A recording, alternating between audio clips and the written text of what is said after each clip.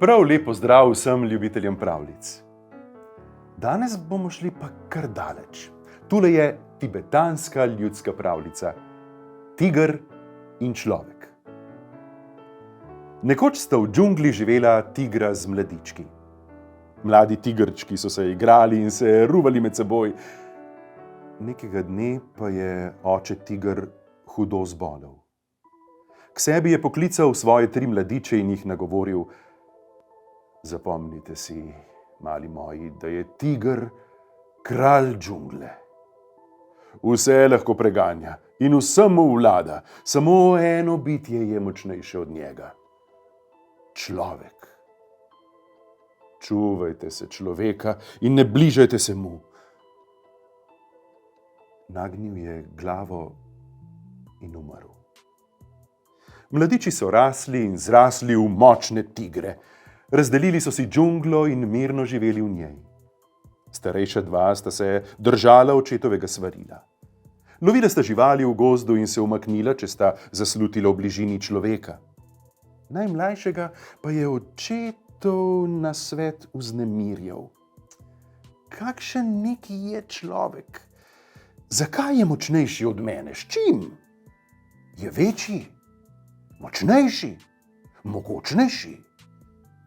Tako se je nekega dne odločil. Odpravil se je iz džungle, prispel je na odprto ravan in se razgledal. Tam, na robu travnika, se je pasel vol. Tiger si ga je začudeno ogledal. Še nikoli ni videl česa takega. Približal se mu je. Katere vrste žival si? A si človek? Vol je dvignil glavo z moleče trave in žalostno odkimal: Ne, nisem človek, vol sem. Človeka iščem, mu je pojasnil tiger. Videti moram, zakaj je močnejši. Ne išči ga, ga je posvaril vol. Človek je nevarno bitje, poglej mene. Vse življenje sem mu služil, mu nosil tovor, oral njive. Ko sem se postaral, me je pa poslal na travnik, naj se znajdem. Zdaj se ne zmeni več zame. Pusti ga pri miru, pravim ti. A te besede so tigra še bolj vznemirile. Šel je naprej. Na robu vasi se je pasel star slon. Na hrbtu je nosil nosilnico. Česa takega tiger še ni videl. Zakaj imaš tole na hrbtu, slon? Ga je vprašal. Človek mi je dal nosilnico, da sem ga prenašal sem in tja in nosil tovor. Zdaj pa je pozabil name. Pozabil name, ker sem star in betežen. Še na nosilnico je pozabil. Zdaj se moram znajti sam, kakor vem in znam. To je v tigru zbudilo še večjo radovednost. Kakšno bitje je človek, ki si podredi vola in slona? Šel je naprej. Slišal je enakomerne udarce in se približal. Drvar je podiral drevo. Ta bo pravi, si je mislil tiger. Si ti človek? Je zarjoval. Drvar se je naslonil na sekiro in pokimal: Sem. In ti si tiger? Tako je. Moja je vsa džungla. Kaj pa tvojega? Se je ponosno usločil. Prišel sem, da te premagam in ubijem. Močnejši sem od tebe.